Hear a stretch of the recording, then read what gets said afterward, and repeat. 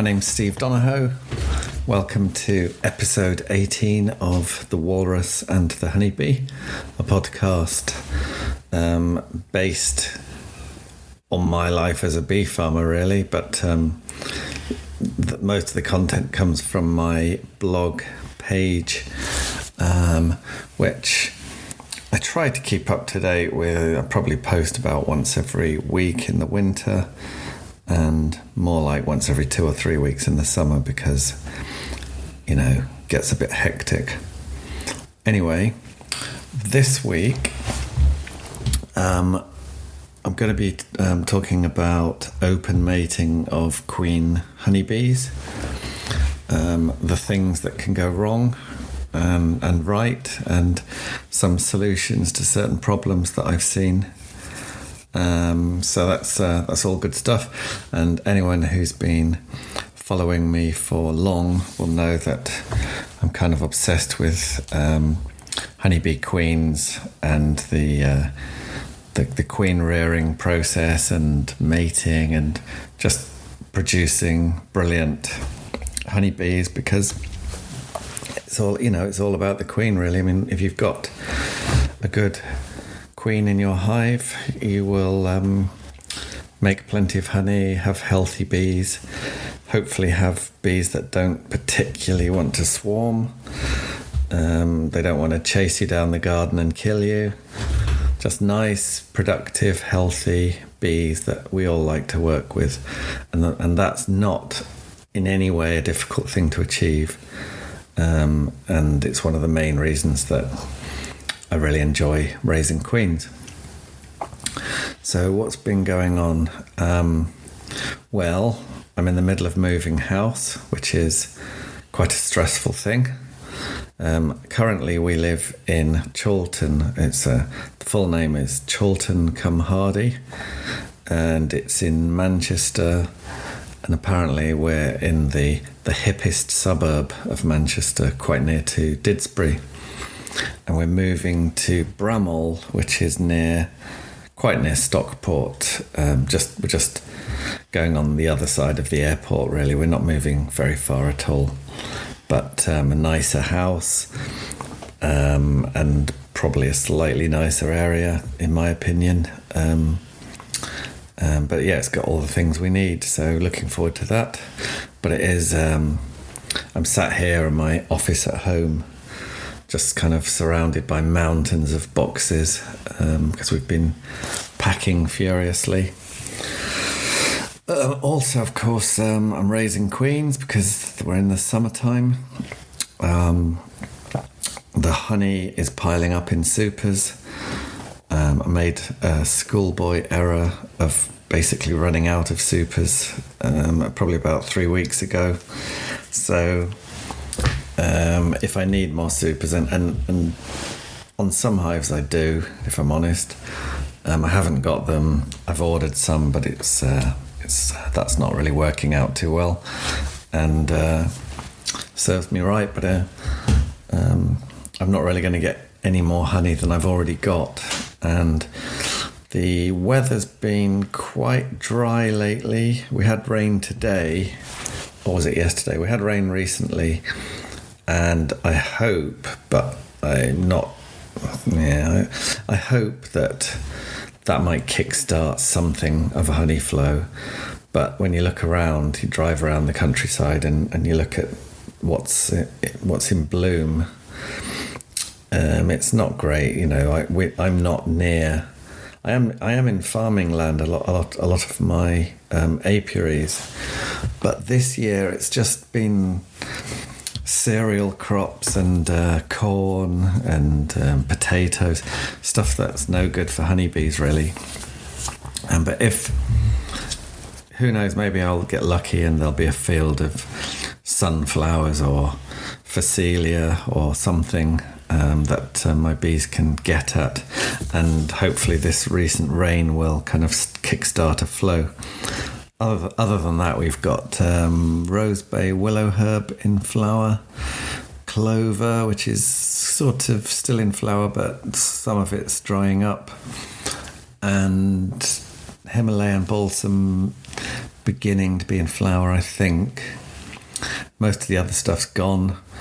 I don't get ivy honey. I don't get heather honey. So I'm kind of.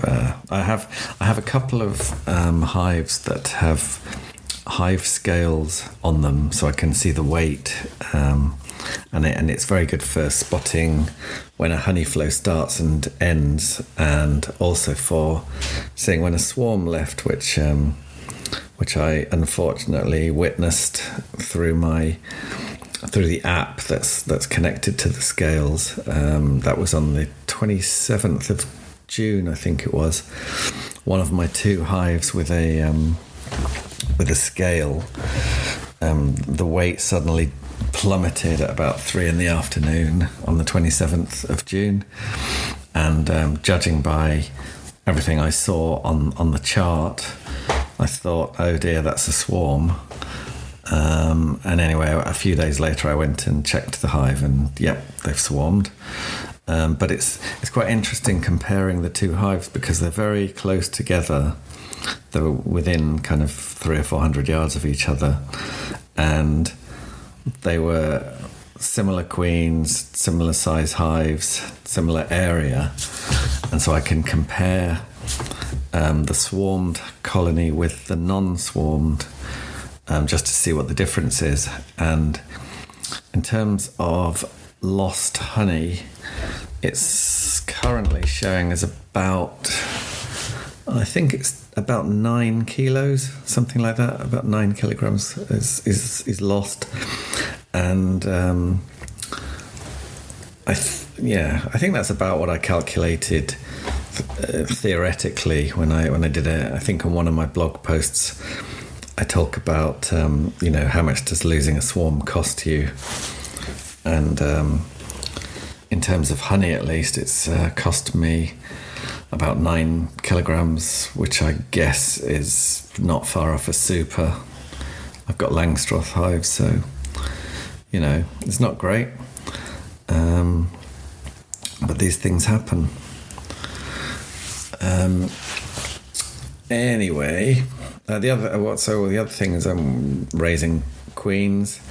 I'm always doing that, and that kind of ties in with the subject today of open mating of queens, and that's the only kind of mating that I can do with my queens, because I live in an area where there's lots of other beekeepers, lots of other bees, and so I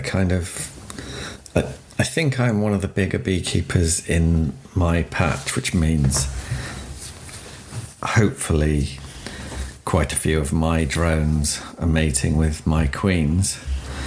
Obviously the drones are from different genetic lines than the breeder queens, but because we don't want inbreeding. But I mean, with the number of other bees in my area, inbreeding's kind of pretty unlikely anyway, I would say. I think it's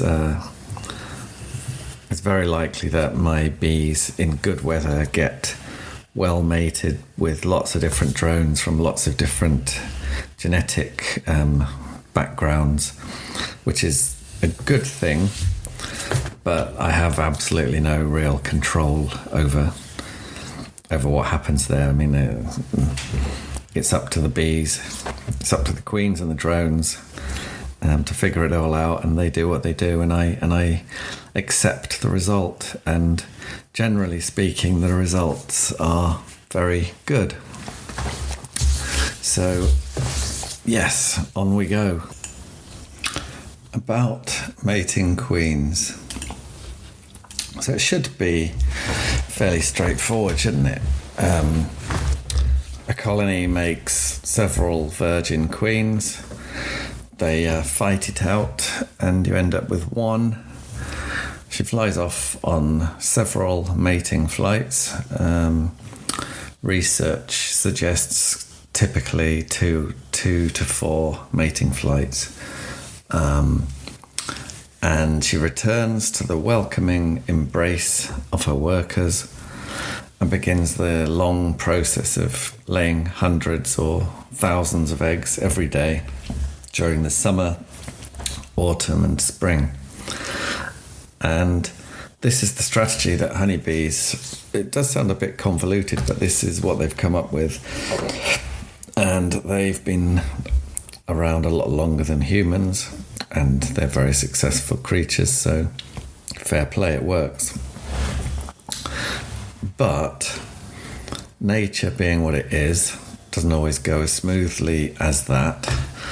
And as I often say, there's a lot of death and failure in nature, and the process of evolution is far from smooth. Lots of accidents happen, and sometimes they're happy accidents that work out well, and sometimes not. But anyway, it's kind of built into us, well, built into me at least. Maybe it's my business background, but you kind of expect to be pretty successful at what you do. So you expect, in the case of beekeeping, 90% success or more in whatever you're doing. So in other words, you'd expect 90% of your colonies to come through the winter nice and strong. You'd expect through your amazingly skillful and observant beekeeping that 90% of your colonies won't swarm.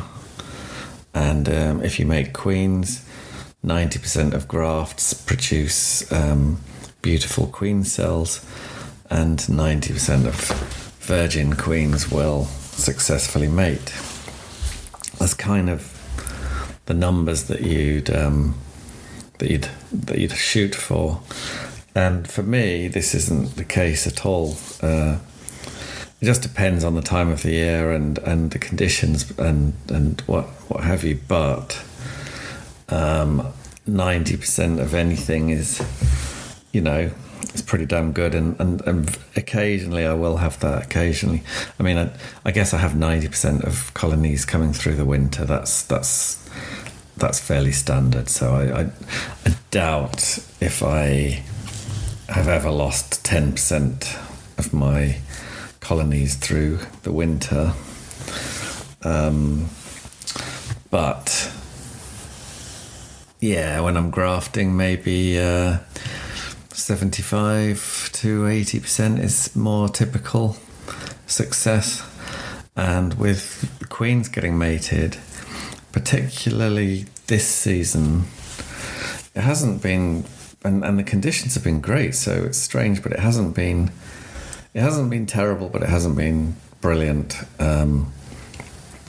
I reckon it's more like 70% are getting successfully mated, and it all depends on the apiary as well. So I've got some places where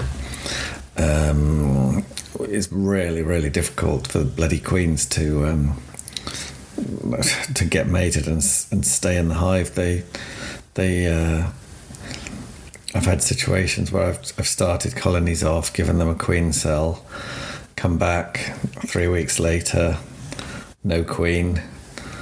Then you think, oh God, I'll give them a mated queen, come back, she's dead and there's queen cells. And it's some places just seem to have been like that. Other places absolutely fine. But anyway, I guess the point is that you don't have to be perfect to be doing okay.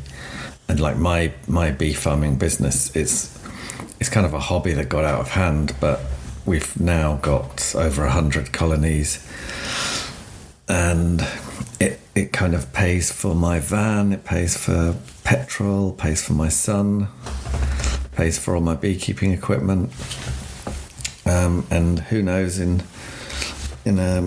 good times it can actually pay me a little bit, but other times not so much. But I'm having some fun, so that's fine. So anyway, the thing about mating failures is you can look up studies, like you can use ChatGPT, but if you do, be careful because you need to really check. I've noticed that sometimes it's very good and other times it'll just throw a study up and a link, and you go to the link and sometimes the link isn't the study it says it is, and sometimes it is, but even then the study doesn't actually have anything to do with what it says it is. So it can justify a statement with a study, and then the study doesn't have anything to do with the statement. That doesn't happen all the time, but basically the point is, if you're using one of these AI tools, you need to be very careful. Just make sure you get sources and make sure you check them all and read through it and make sure that it's actually a real thing and not some, I don't know if AI just makes things up. I doubt it. I think it's more a case of a genuine mistake. Maybe they're not as intelligent as everyone says they are. But anyway, there are studies to either support or contradict almost anything. And this is the problem, really, isn't it? Because with almost any subject in beekeeping, there's a group of people pulling one lot of studies and another group pulling another, and they both think they're right and they're both diametrically opposed, which is a bit frustrating. So I kind of think that long experience with lots of bees is easily as powerful and valuable as some study that was carried out on about 20 hives and by people who don't even understand beekeeping very well. But there are good and bad studies, and in my blog I point to two studies that show that open mating of virgin honeybees, queens, is around about 70 to 80% successful. So in other words, 20 to 30% losses. And that kind of made me think of the Pareto principle, the 80-20 rule, which kind of applies to a lot of things. So it feels about right, maybe. 80% get mated and 20% don't. And when I say don't, that means they either don't get mated but come back unmated, or they never even leave and just stay in the hive and just don't ever fly off to get mated. Or in my case recently, more likely there's just no queen in the hive. She's just gone missing. So that 20% that fails, if you don't notice and you don't get in there and do something, they'll just become laying workers, which is a pain. Laying workers, it's when the workers, because they haven't had a queen or brood for a long time, normally about a month, the pheromone, the chemical signals within the hive that normally suppress egg laying by workers, that's no longer there, and the workers will lay eggs. They often lay multiple eggs in a cell, so that's a clue that you've got laying workers. There are also unfertilized eggs, which means they're always drones. So they're laying drone eggs in worker cells, which messes up the comb. And with laying worker colonies, it is pretty well, it's almost certain that if you try and give them a queen, they'll kill it. It's just kind of one of those things. It's gone too far, it's too late. There's hardly any brood left. The only brood that there is drones. The bees are all getting old. It's it's just a disaster, and I just shake the bees out and move the colony, move the hive, and then the bees have to find another hive to go into, which they normally do. But it's an absolute pain because the combs that are ruined, you can either melt out the wax and re-wax them, or in my case I chuck them on the fire and just write it off. So that's what's going to happen if your queen doesn't get mated, and you just leave it. So they just turn to laying workers. So we definitely don't want that. And so I looked at some of the factors that influence the failure of queens to get mated. And the main one, as far as I can tell, is the weather. It's always the weather with bees, isn't it? It makes a huge difference. So if you've got low temperatures, cloudy skies, strong winds is a big one. They all play their part in reducing the likelihood of queens taking mating flights, and for that matter, drones. So there was a study in Germany using radio frequency, RFID, whatever that is, something to do with radio. They stuck tiny little transmitters on bees and tracked where they fly on mating flights. And if you want to know the links to anything that I talk about, just go to the blog post, and there they are. So it showed that although above 18 degrees Celsius there are a lot more mating flights than below, there are still mating flights as low as 16 Celsius, which is perhaps as well for people who keep bees in the cold northerly parts of the UK, because the standard kind of, it's got to be 20 degrees centigrade or warmer.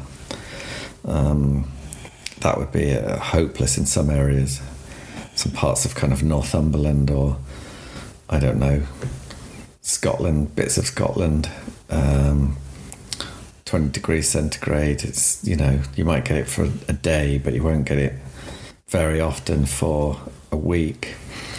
And queens need a block of good weather to do several mating flights to get properly mated. It's no good just having one good day and then 3 bad days. You need kind of like 3 or 4 good days together. So weather's there, and strong winds definitely produces more failures, much higher risk of the queen either not flying or getting lost. So the next factor is drones, and people who spend their days instrumentally inseminating queens. There are such people that they're normally kind of obsessed, because it's one of those addictive things that I guess it's having all that control, being able to control the queens and the drones and create like Frankenstein, create this hopefully this super bee. Those people, and also the people who use isolated mating stations like Brother Adam used to do in Sherborton, in Dartmoor, down sort of Devon way. But there are a few people who do it in the UK, but not many, but loads in Denmark and Germany, in the north of Germany, and in Denmark they have islands and peninsulas which are cut off, and so you can have just your queens and your drones and control the mating.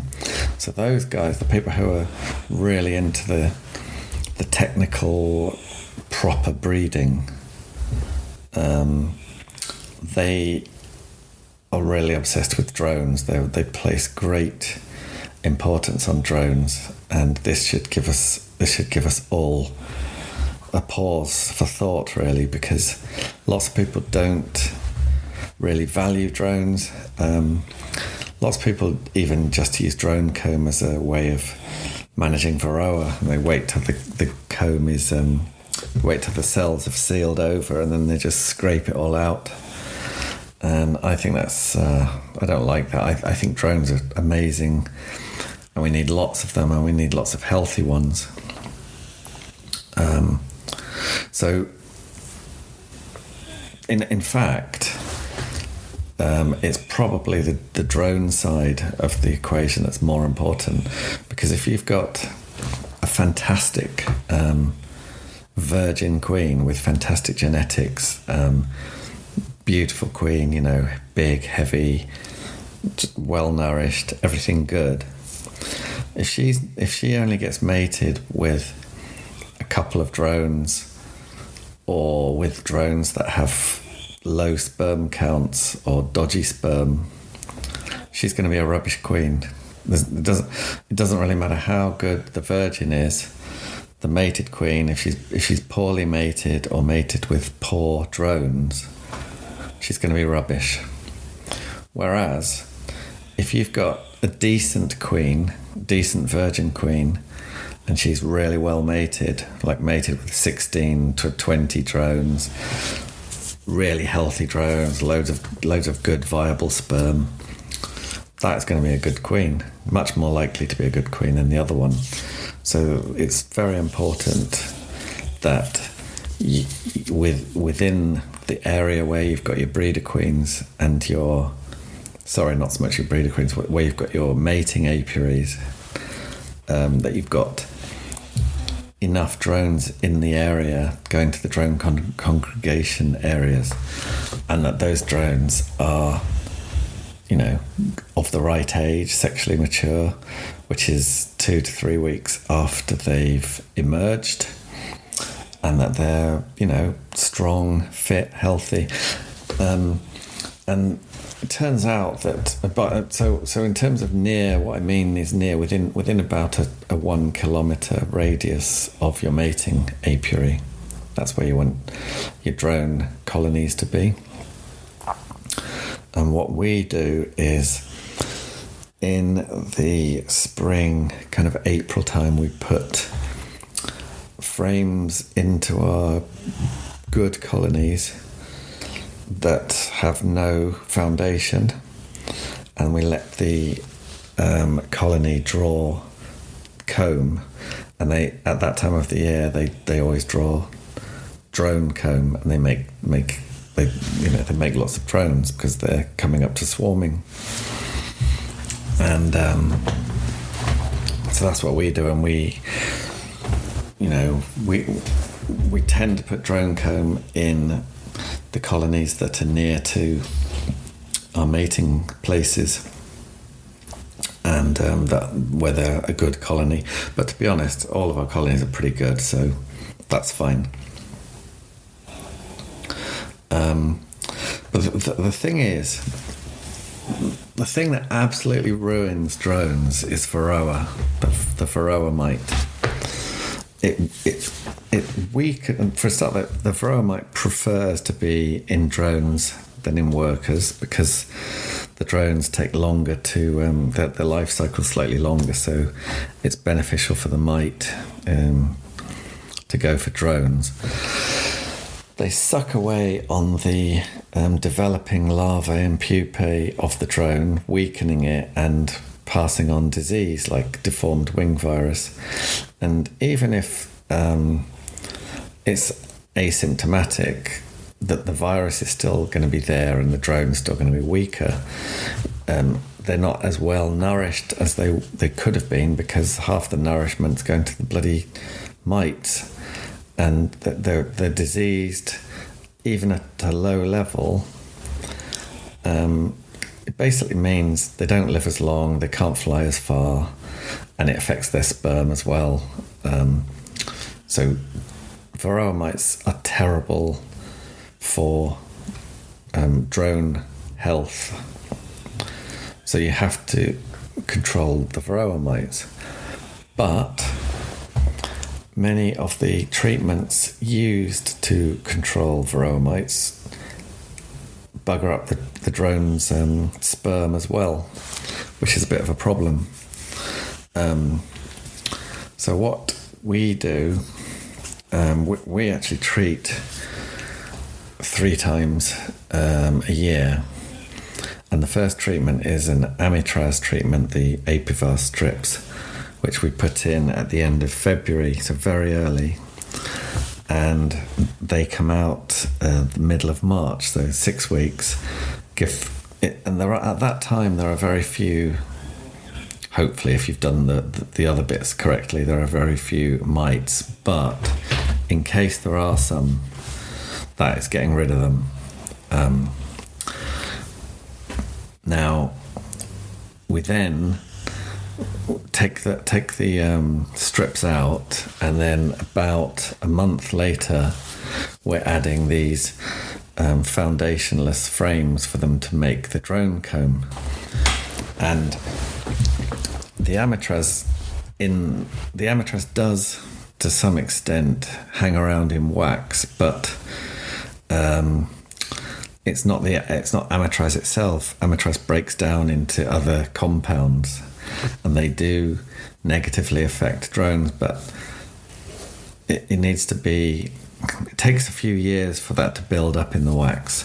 So if you've got old comb and you're regularly using the Apivar strips, over time the amount of these compounds that amitraz breaks down into, they build up in the wax and they will bugger up your drones.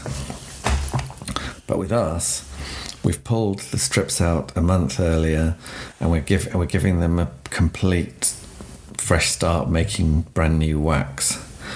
And we also, all of the combs in our honeybee colonies get rotated out, so we don't have. I mean, maybe the oldest is about 3 to 4 years would be the oldest. So after that, they're gone and they're chucked out and replaced. It's probably not mostly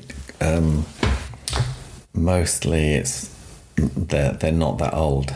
Mostly they're 1 to 2 years old, I'd say, are the combs in our hives. So anyway, so we've zapped all of the mites early. Then we've made our drones. So our drones are being created in a varroa-free environment and a healthy environment, because it's new wax and we haven't got loads of old comb which is holding all these amitraz compounds that build up. Then at the end of the summer, and that by the way, that treatment, it gets us right through into August without any problems with mites at all. Then in August, after we've taken the honey off, we put Formic Pro on the colonies. All the big colonies get Formic Pro. The nukes get something else, like a thymol treatment, because you can't go around putting Formic Pro on nukes. It'll just fry them. And the good thing about Formic Pro is that it's so quick. It's about 10 days and you're done. And then when we get to November, December, depends on the weather, and we get to a time that they're more or less broodless. I mean, the trouble is, if you've got 100 colonies, not all 100 are going to be broodless. So you just pick a time when the majority are, and some will have some brood. But at that point, November, December time, they get oxalic acid, or in our case, they get this stuff called Varromed, which is a combination of oxalic and formic. So for the handful of colonies that maybe do have some brood at that time, some sealed brood, they're the ones where the following spring, end of February to middle of March, they're getting picked up by the Apivar. So it works for us. Don't have any problem with mites, but we're because we're treating 3 times, there's, the chances of spotting any Varroa resistance or anything like that is quite low. Well, it's basically non-existent.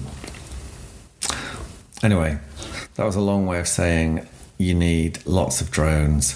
Colos have a paper all about how to raise queens, and they say that for 50 virgin queens you need 8 drone donor colonies. And their definition of a drone donor colony is one with a colony that has 2 drone combs in it. So in a Langstroth hive, you'd have 8 worker combs and 2 drone combs. And that will give you the right number of virgins, the right number of drones for that many virgins. Another thing that matters is the time of the year. It just so happens that if you're trying to raise queens early, it just doesn't work as well. There's not as many drones around. The weather's a bit dodgy. Maybe the pollen, there isn't quite as much pollen as you'd like. There's always something. You can get around the pollen problem by using pollen patties, the pollen supplements, substitutes, whatever they're called.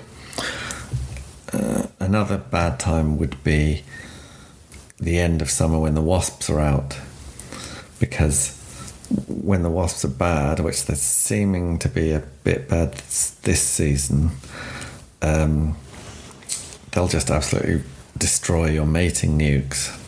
So you go through all that effort to make these queens, put the queen cell in a mating nuke, and then they get destroyed by wasps. So there's a kind of sweet spot.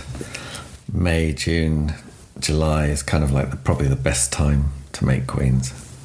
But that's not going to stop me making them in August.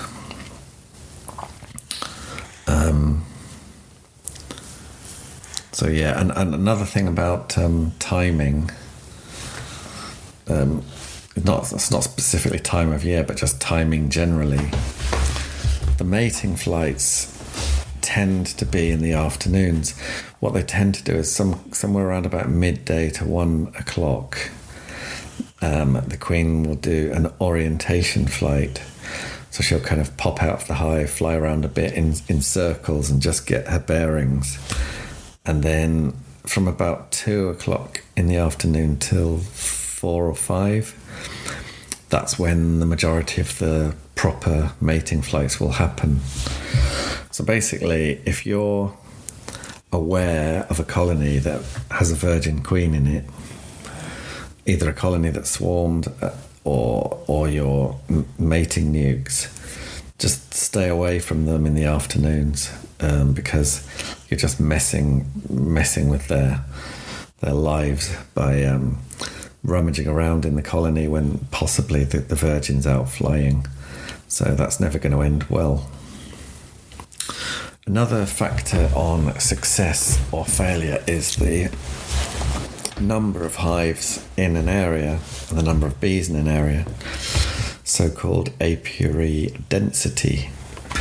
And there's a map, a very useful map on the BeeBase site. The National Bee Unit have a site called BeeBase, and in the diseases section there's a maps and charts area.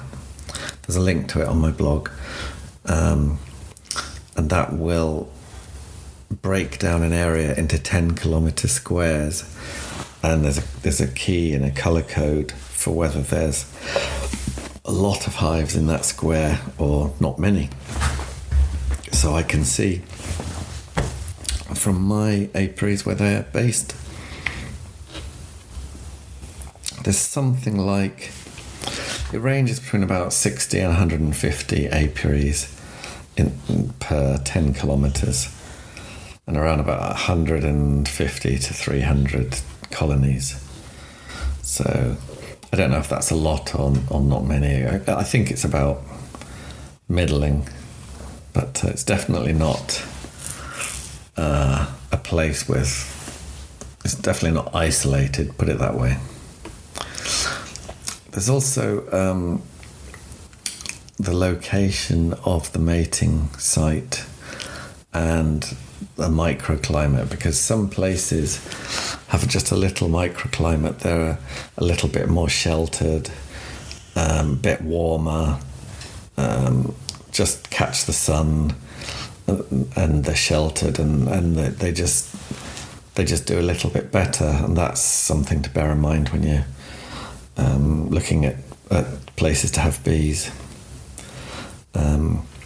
And there's the kind of orientation of the mating hive or the nuke in the apiary. So if everything's in a line, like you notice this with production colonies. If you have a big line of sort of 16 hives and they're in a dead straight line along the edge of a field and they all look the same, the ones at the ends tend to be bigger and the ones in the middle less big, because the bees drift and they tend to gravitate towards each end of a row.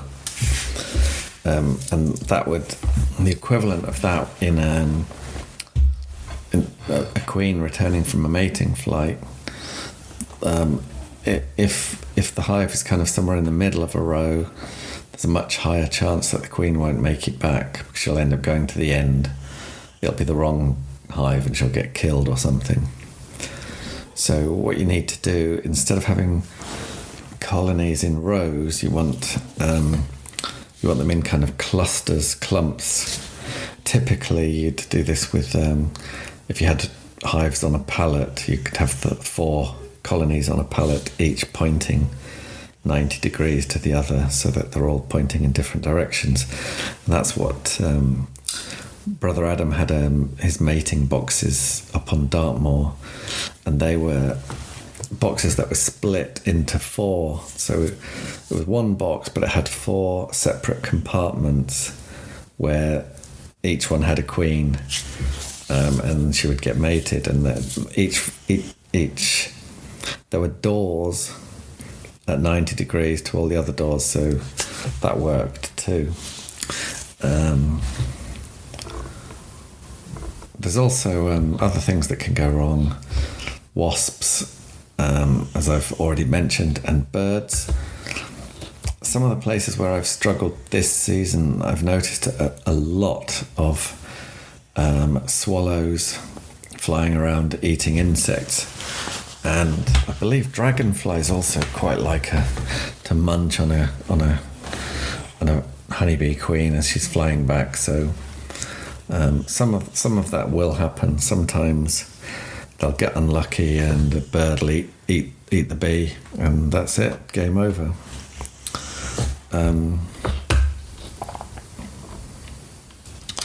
The study I mentioned earlier, the RFID study in Germany, radio tracking of flights, they tracked 64 queens on mating flights and 11 failed to return for whatever reason. Just quickly do a bit of maths here. Sorry, I've got I can't do it in my head because I'm an idiot. 11 out of 64 is 17%. So yeah, that's 17% didn't make it, which is not that far off the 20% that I was talking about earlier with the Pareto principle. I've talked about drifting. Now, there's some kind of cool. I'm really into this stuff, but it's probably not for everyone. But there's some research papers that look at what bees see, because they see differently to us. So they can't see red. To them, red looks like black, but they can see ultraviolet, which we can't see. And their eyes are just a little bit more tuned into the purples, the violets, the blues, those sort of colours. That's what they see, that's what they respond to. And there's studies been done to look at the eyes, and they've got 3 receptors, and each receptor responds to a different wavelength of light. So anyway, on my blog I go into all this and show you the colours that work really well. So there's certain wavelengths of light that really like home in on that they're really very obvious to a bee, like they're at the exact wavelength when their eye picks up that very easily.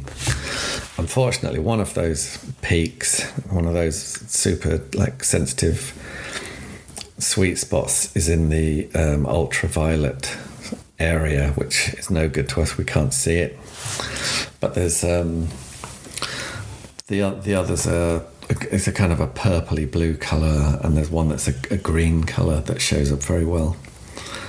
And it's also been shown in studies. So there's the colour. So a way to differentiate a hive from another hive, which is what you want to do to reduce drifting and reduce queens flying into the wrong hive, you can use colours to make them completely obviously different to a bee. And just because they look obviously different to a human doesn't mean they do to a bee. So you could have an orange an orange hive, and to a bee that looks just like grey or black.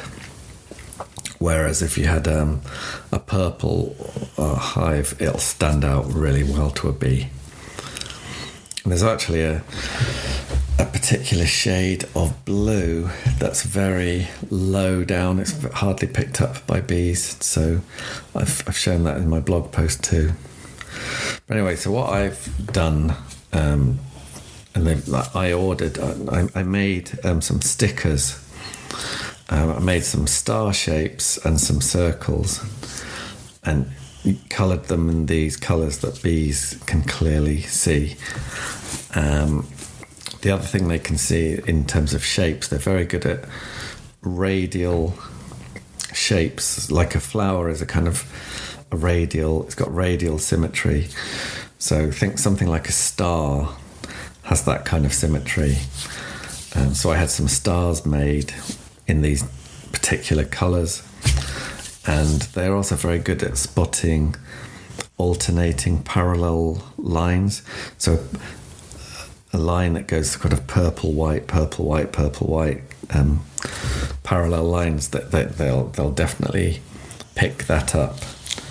So all these little tricks to make your bee obviously know that that's its house and it's not the neighbour.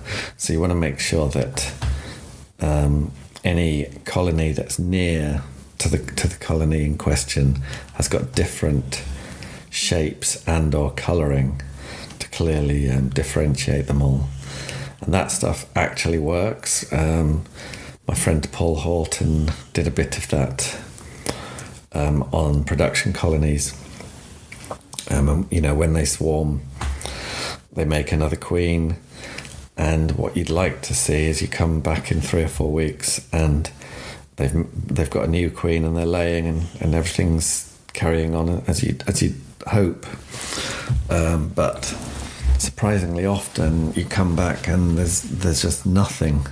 Well, there's bee but no brood, and it's very frustrating, and it kind of makes a colony almost pointless, because a colony without brood, it's not really going to do very well. So these differentiating of hives with certain colours and certain shapes has been shown to work. So there you go. And the thing is that half the reason I'm doing it is just so cool, having all these different stickers and colours that I know the bees can see really well. That's just me being odd. So I think I've pretty well run out of things to say on that. It's just to summarise. If you've got great queens, your beekeeping just becomes so much better. It's more enjoyable and it's more profitable. And the way you have great queens, ideally, is that you make them yourself. But if you don't make them yourself, you buy them from someone good. And I can't really tell you who those people are, but that there are people who are much better than other people at making queens. But anyway, if you're making your own, which is what I'd encourage you to do, don't forget the drones. I mean, it's so important. You want lots of drones. You want them healthy, no varroa, clean wax, well-nourished, strong. Respect the drone, that's what I'd say. And have your drones within 1 kilometre of your mating site. And when it comes to getting virgin queens mated, it's just so important to not have colonies in big long rows, all uniform, all looking the same. Just have them in clusters and differentiate them with colour and shape. And you can put the colour and the shape by the entrance and on the roof. People often forget about the roof, but when a bee's flying, they're normally kind of 10, 20 metres up. The thing that they see the clearest is going to be the roof. Okay, so that is the end of everything I've got to say on the subject. If this was of any use to you or any interest, good to know. Just spread the word, tell other people, not just about the podcast, but about the blog, thewalrusandthehoneybee.com. And I'll try and keep chucking content out there that might be of interest. Thanks for listening. All the best.